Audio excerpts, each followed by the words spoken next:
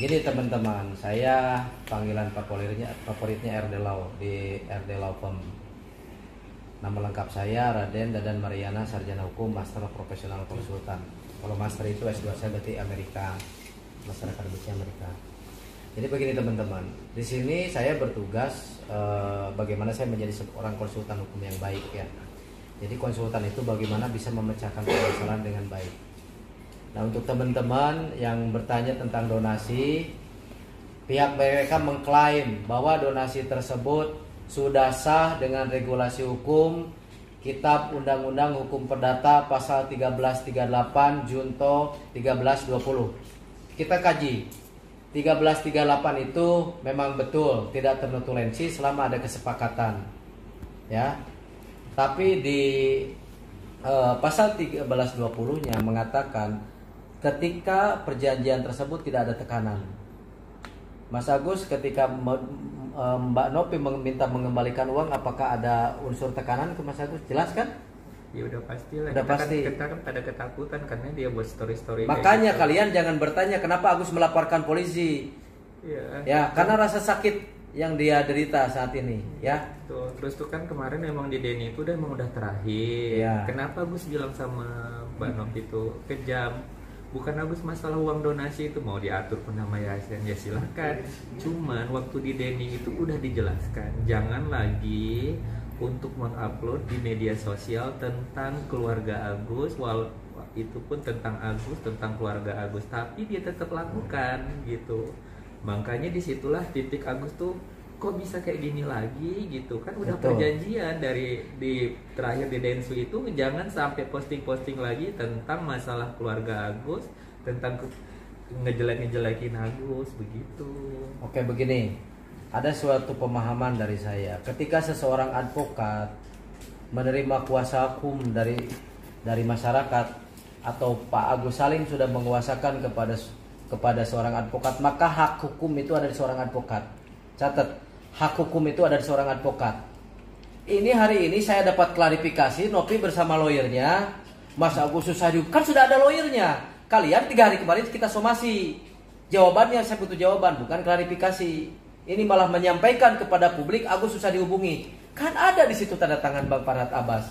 Di situ ada nomor Bang Farhat Abbas. Jangan jadi alasan ya. Saya sudah bilang dan saya peringatkan kepada Nopi di media virtual ya.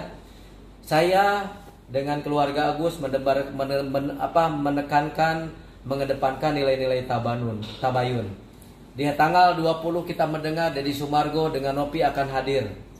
Saya senang teman-teman. Besoknya akan hadir guys. Sampai hari ini deadlock ya. Masa somasi tenggangnya udah 3 hari ya Mbak Lina ya. Udah selesai ya. Saya sudah memperingatkan kepada Nopi, Mbak Nopi, ayo kita baik-baik. Kita komunikasi dengan RD Law, dengan Bang Farhat Abbas yang bijaksana. Yuk kita berdamai seperti Mbak Lina bilang. Damainya itu bukan hanya di bibir gitu loh, dilaksanakan dengan baik. Kalau memang ini adalah perdamaian ini yang terbaik, ya. Tetapi dengan klarifikasi, dengan yang lain sebagainya. Mbak Nopi itu adalah orang yang tidak merasa dia menggiring opini sampai saat ini.